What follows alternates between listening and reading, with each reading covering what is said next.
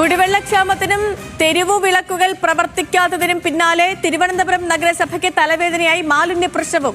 ശുചീകരണ പ്രവർത്തനങ്ങൾ ഇഴഞ്ഞതോടെ നഗരത്തിലെ പലയിടങ്ങളിലും മാലിന്യങ്ങൾ കുമിഞ്ഞുകൂടുന്നു. പ്രശ്നത്തിൽ നഗരസഭ അടിയന്തരമായി ഇടപെടണമെന്ന് നഗരവാസികളുടെ ആവശ്യം. തിരുവനന്തപുരം കോർപ്പറേഷനിൽ BJP അധികാരത്തിൽ വന്നിട്ട് 4 മാസം പിന്നിട്ടു.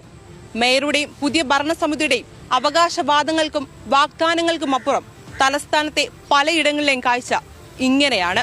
വീടുകളിൽ നിന്നുള്ള അജൈവ മാലിന്യ ശേഖരണം പാളിയതാണ് നഗരത്തിലെ മാലിന്യ പ്രശ്നങ്ങൾക്ക് കാരണമെന്നാണ് ആക്ഷേപം. പുലർച്ചെ 4 മണിക്ക് ആരംഭിച്ചിരുന്ന ശുചീകരണ പ്രവർത്തനങ്ങൾ നിലച്ചതോടെ ചാക്ക, കുന്നുകുഴി, വള്ളക്കടവ്, ഈഞ്ചക്കൽ ഉൾപ്പെടെയുള്ള പ്രദേശങ്ങൾ മാലിന്യത്താൽ പൊറുതിമുട്ടുകയാണ്.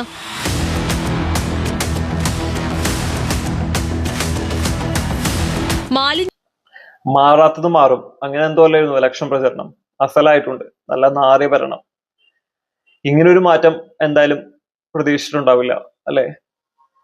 എന്തായാലും ഒരു കാര്യത്തിൽ നിങ്ങൾ നീതി പുലർത്തിയിട്ടുണ്ട്. UP പോലെ ആക്കുമെന്ന് പറഞ്ഞതിൽ. ഈ മാലിന്യ കൂമ്പാരവും കുടിവെള്ള പ്രശ്നവും ഒക്കെ കാണുമ്പോ അങ്ങനെ തോന്നിക്കുന്നു. കഴിഞ്ഞ ഭരണത്തെ ഒരുപാട് വിമർശിച്ചതല്ലേ? അവര് ചെയ്തു വെച്ച കാര്യങ്ങളും നിങ്ങൾക്ക് മുന്നോട്ട് കൊണ്ടുപോകാൻ പറ്റിയിരുന്നെങ്കിൽ ഇത്ര പ്രശ്നം വരില്ലായിരുന്നു എന്നെനിക്ക് തോന്നുന്നു. എന്തായാലും തിരുവനന്തപുരംകാര് ബാക്കി പറയട്ടെ അല്ലെ?